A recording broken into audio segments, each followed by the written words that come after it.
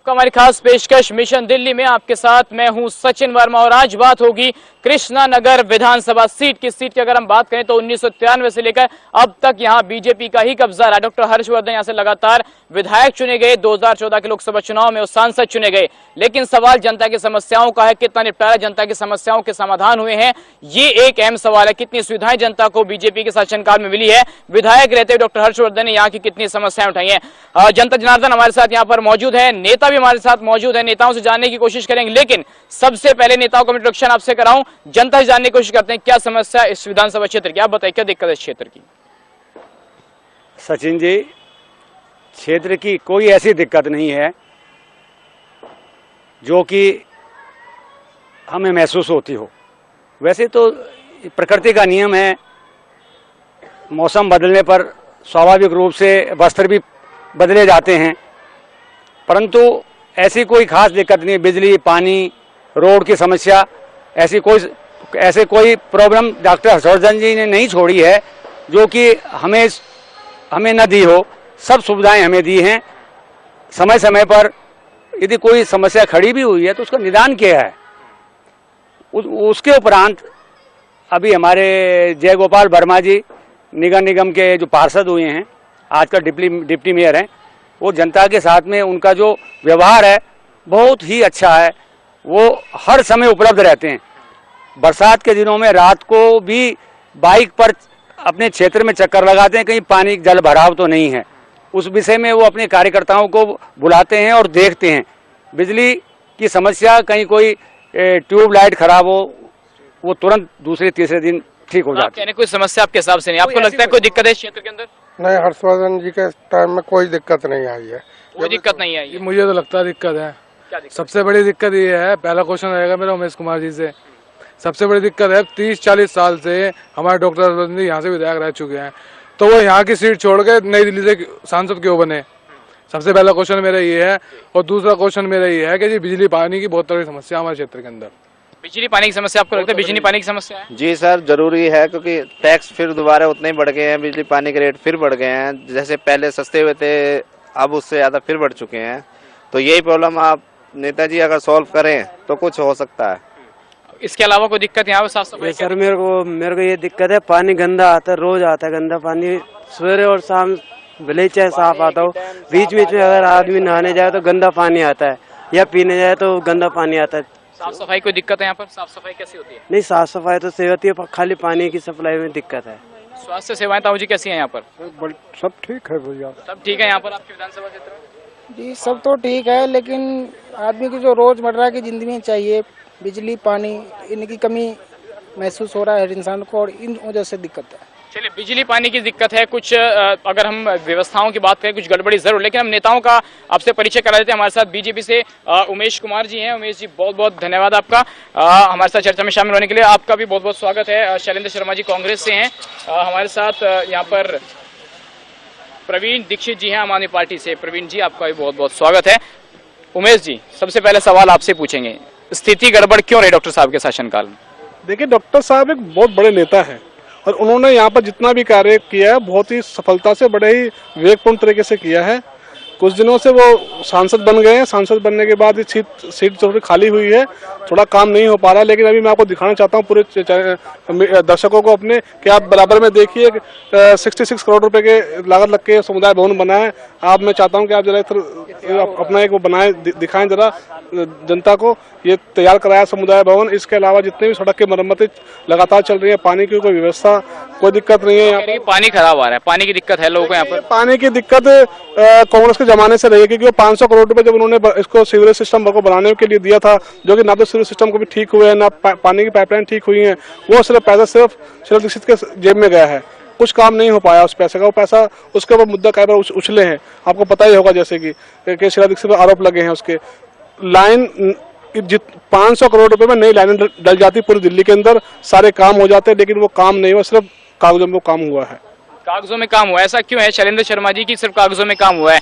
शीला दीक्षित तो दिल्ली की पूरी की सीएम थी। विकास के हिसाब से देखा जाए और तमाम व्यवस्थाओं के हिसाब से देखा जाए, क्यों पिछड़ रहा है क्षेत्र? मैं आपको बता दूं, ये बराबर में आप बिल्डिंग देख रहे हैं, डीडीए, ये डीडीए की बनी हुई है कांग्रेस के टाइम में, कांग्रेस के शासनकाल में ये बिल्डिंग जो है बनना शुरू हुआ था। और ये जो है ये नहीं आज बनी हो, ये फंड से नहीं बन रही बिल्डिंग, ये डीडीए की इतना बड़ा जो बन रहा है यहाँ पे। और आज मैं बात करता हूँ, डॉक्टर साहब की बात करते हैं, डॉक्टर हर्षवर्धन की बात करते हैं लोग। मुझे बता दें कि हमारे कृष्णानगर विधानसभा क्षेत्र में हमारा पानी का यूजीआर है या नहीं। सिंपल सी बात में इतने डॉक्टर साहब इतने समय से विधायक हैं, आज तक यूजीआर नहीं है हमारे यहाँ पानी का, पहली बात। दूसरी बात, बिजली घर नहीं है हमारे यहाँ कोई बड़ा। और तीसरी बात, हमारे विधानसभा क्षेत्र में डॉक्टर साहब तो स्वास्थ्य मंत्री भी रहे दिल्ली सरकार के 5 साल। स्वास्थ्य मंत्री रहते हुए उन्होंने अगर हमारी विधानसभा में कोई हॉस्पिटल बनवाया हो तो मुझे पता बता दें उसका, जो हॉस्पिटल कहाँ पे है। और रहा मसला शीला दीक्षित का, कांग्रेस के शासनकाल में शीला दीक्षित जब तक मुख्यमंत्री रही, आप भी पत्रकार हैं, आपको पता होगी, कहीं पे आज तक बिजली नहीं आने की वजह से रोड पे जाम नहीं लगे, कभी तोड़फोड़ नहीं हुई।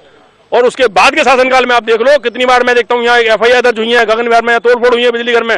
और हालत ये है कि उसके बाद की जो स्थिति है, जो शीला दीक्षित ने जिस तरह से 15 साल का दिल्ली का जो बदला है, उसका कोई जवाब नहीं है। उनको बुला नहीं सकते। दिल्ली में जो विकास कार्य हुए हैं, हम व्हाइट शर्ट या व्हाइट कुर्ते पहन के घूमते हैं, आज काले नहीं होते बिल्कुल। वो एक टाइम वो था कि आदमी का मुंह काला होता था, सड़क पे इतना पॉल्यूशन था, इतनी समस्याएं थी रोड के ऊपर। और आप देखते हैं यमुना पार, जिसको लोग आज कहते थे कि नाक मुंह चढ़ाते थे, वहां से कहाँ जा रहे हो, यमुना पार रहते हो। नई दिल्ली और यमुना पार में जो फर्क था वो बिल्कुल रिमूव हो चुका है। आज हम BBIP एरिया में रहते हैं, हमारी रोडों की कनेक्टिविटी, इतने पुल और जो जाल बनाए हैं, काम न करो तो कहते हैं आदमी बेकार है, और काम कर दे तो विपक्षी पार्टी कहती है भ्रष्टाचार हो गया, भ्रष्टाचार हो गया।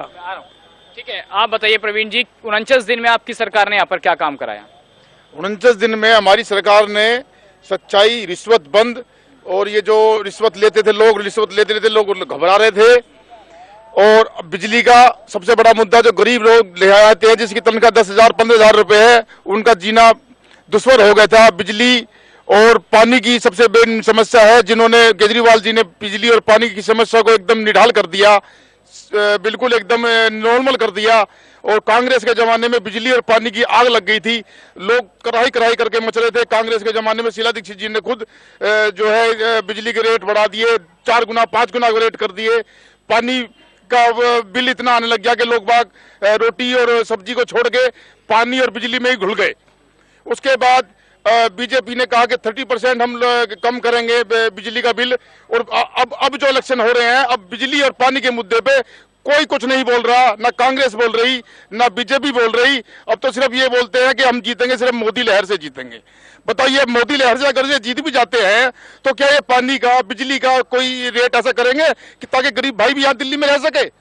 गरीब भाई जो अगर दिल्ली में रहेंगे तो पानी और बिजली के अलावा क्या उनको रोटी, कपड़ा और अन्य सुविधा नहीं चाहिए? बिजली और पानी में ही आदमी, गरीब आदमी खत्म हो जाएगा। चलिए, जनता से जानने की कोशिश करते हैं। जनता जनार्दन लगातार हमारे साथ बनी हुई है कि नेता कितनी बात सही कह रहे हैं। आप बताइए, क्या वाकई में जो बात आम आदमी पार्टी से जो नेता जो बोल रहे हैं, क्या उनकी बात सही है? या बीजेपी वालों ने जो कहा कि हमने इतना विकास करा है, कांग्रेस ने कहा कि शीला दीक्षित के टाइम में इतना विकास हो, सहमत है उनसे? हाँ सर, मैं सहमत नहीं हूँ। मैं ये सवाल करना चाहता हूँ इन परवीन जी से कि जब उनको जनता ने चुना था, 2 बार चुना, पहले वोटिंग में, फिर उसको बहुमत में, तो उसके बाद उन्होंने आगे काम क्यों नहीं किया? क्यों अपनी सरकार छोड़ी 49 दिन के बाद? चलिए, आम आदमी पार्टी से सवाल है कि आपने सरकार क्यों छोड़ी? हाँ जी, ये बहुत बढ़िया सवाल है भाई का इनका, कि आपको ध्यान रहे कि लोकपाल बिल पास होने के लिए सरकार बनने से पहले अरविंद केजरीवाल ने कहा था कि मैं शपथ लूंगा तो खुलेआम पार्क में शपथ लूंगा। और 49 दिन के अंदर उन्होंने, कांग्रेस जिन्होंने समर्थन दिया था, कांग्रेस से भी उन्होंने कहा कि भाई लोकपाल बिल को पास करवाओ। लोकपाल बिल पास हो जाता है तो गरीबों को रहना बड़ा आसान हो जाएगा दिल्ली के अंदर। और लोकपाल बिल पास करवाने के लिए जब वो विधानसभा के अंदर उन्होंने अपनी बहुमत रखा कि भाई लोकपाल बिल पास हो जाए, तो कांग्रेस ने जमकर विरोध किया। क्यों किया? लोकपाल का विरोध था कि वो लोकपाल पास होना चाहिए, इसलिए इस्तीफा दिया। बोलिए। मैं आपसे पूछूं, अगर आपकी घर में एक बात नहीं मानी जाएगी तो आप घर छोड़ के चले जाओगे, बाकी को मानने के लिए छोड़ जाओगे? जनता के साथ क्या किया 49 दिन में? झूठे वादे कर करके जनता को इतना परेशान किया जिसका हिसाब नहीं है। 1 साल हो गया भुगतते हुए जनता को। चलिए, 49 दिन में सरकार क्यों छोड़ी, ये तो सवाल लगातार है। और लोगों से जानते हैं, क्योंकि लोगों के सवाल काफी ज्यादा है यहाँ पर। आप बताइए। अभी हमारे भाई प्रवीण जी ने बोला है कि लोकपाल पास न होने के कारण उन्होंने सरकार छोड़ी। विगत 2-3 माह जब से इनका जन जागरण चल रहा है आम पार्टी का, सड़क सड़क, गांव-गांव, पोल सब जगह पोस्टर, बैनर, होर्डिंग्स सब लगा हुआ है। ये तो बात का विषय है कि पैसा कहाँ से आ रहा है, क्योंकि ये बोलते हैं कि हम बिल्कुल पैसा नहीं है, ये कर रहे हैं वो कर रहे हैं। जन लोकपाल बिल का उसके बाद कोई नाम नहीं लिया, न उसके बाद उसके बारे में बोले कि हम उसका क्या करेंगे क्या नहीं करेंगे। उसके ऊपर जनता की राय कहकर उन्होंने 49 डेज के अंदर रिजाइन दे दिया, जो कि जनता के साथ सरासर धोखा था। आज दिल्ली की जनता को जो ये आम जो परेशानियां जो कठिनाइयां हो रही हैं, ये मात्र केजरीवाल जी के कारण हो रही हैं। आपको लगता है कि 49 दिन में जो इस्तीफा दिया गया वो जनता के साथ धोखा? मैं आ रहा हूँ शर्मा जी आपके पास, आप बताएं आपका क्या सवाल? मैं शरण जी से सवाल है, इन्होंने बोला कि कांग्रेस ने बहुत अच्छा विकास किया है। मैं इनसे पूछना चाहूंगा, इस क्षेत्र के अंदर कांग्रेस जब तक शासनकाल में रही, 15 वर्ष उन्होंने शासन करा, इस क्षेत्र के अंदर कांग्रेस के या शीला दीक्षित जी ने शिक्षा के क्षेत्र में या बच्चों की पढ़ाई लिखाई के क्षेत्र में क्या विकास कार्य करवाया? चलिए जवाब दीजिए शर्मा जी जल्दी। शिक्षा के क्षेत्र में कांग्रेस के टाइम में जितने स्कूल खोले गए हमारे विधानसभा क्षेत्र में, और जो आईपी यूनिवर्सिटी का जो आज अभी जो उद्घाटन हुआ है, वो पूरा प्रोजेक्ट जो है शीला जी के समय का था। उन्होंने उनकी सोच थी और उस समय स्टार्ट हो गया इंद्रप्रस्थ यूनिवर्सिटी, और इतनी यहाँ यमुना पार में हुआ क्षेत्र में विकास, पूरे में आईपी यूनिवर्सिटी बनी। अब ऐसा नहीं, शिक्षा क्षेत्र में बहुत अद्भुत प्रयास हुए और इतने इस क्षेत्र में बताइए क्या बड़ा कोई विद्यालय यहाँ पर दिया गया हो, लड़कियों का विद्यालय हो, सरकारी स्कूल हो? सरकारी स्कूल गली गली यहाँ हम बैठे हैं, हमारे 2-3 किलोमीटर के रेडियस में कम से कम 4-5 सरकारी स्कूल हैं। 3 किलोमीटर में के रेडियस में है। उसके अंदर शिक्षकों की सबसे ज्यादा कमी है, शिक्षकों की क्लास में आते नहीं है, बच्चे जाते हैं। बीजेपी की कोई जिम्मेदारी नहीं है इसकी? बीजेपी आपसे आई है। आप ये देखिए, हमारे महेश गिरी जी आए, सांसद श्री महेश गिरी जी आए हमारे माननीय, उन्होंने आते ही यहाँ पे आईपी यूनिवर्सिटी कैंपस खुलवा दिया, जमुना पार में पहला कैंपस। आज से पहले सिर्फ 2 या 3 कॉलेज थे जो दिल्ली यूनिवर्सिटी के तहत खुले हुए थे, अब और कोई कॉलेज नहीं था। आप खुले हैं कॉलेज जब से सांसद हमारे महोदय आए हैं, जब से बीजेपी सरकार। उमेश जी, मैं आ रहा हूँ। उमेश जी, आपकी क्या जिम्मेदारी नहीं बनती थी? इतने दिनों से विधायक रहे, लगता नहीं कि विधायक का इतने बड़े नेता का क्षेत्र है। देखिए, उन्होंने जो काम किए वो सराहनीय हैं। उनके काम आप गिना नहीं सकते, उन्होंने बहुत सारे काम किए। हमारे कृष्णनगर क्षेत्र को एक कमल की तरह खिला दिया उन्होंने, जैसे हमारा पार्टी का चिन्ह है कमल, उस तरह खिला दिया। आप देखिए चारों ओर बहुत जो है प्रगति है, लाइट हाई मास लाइट लगी हुई चारों ओर, पार्क हैं, छोटे छोटे सुंदर सुंदर पार्क बने हुए हैं, और बहुत सारी चीजें। देखिए भाई नरेंद्र मोदी जी और अमित शाह के तत्वाधान में जो भारत में बीजेपी पार्टी विकास की एक लहर लाई है, और भारत को एक पूर्ण विश्व में एक विश्व शक्ति बनाने के और अग्रसर हैं हम लोग। और यहाँ पर अंतिम व्यक्ति को भी सुविधा, सम्मान और हर चीज की व्यवस्था, स्वास्थ्य व्यवस्था दी जाएगी, उनका एक नारा है। ठीक है, तो ये बात तो नरेंद्र मोदी की हुई, लेकिन सवाल ये दिल्ली की जनता की समस्याओं का समाधान आखिर कौन करेगा? हम एक छोटे से ब्रेक के लिए रुके, जनता के पास सवाल बहुत ज्यादा है, नेताओं से उन सवालों का जवाब लेंगे एक छोटे से ब्रेक के बाद।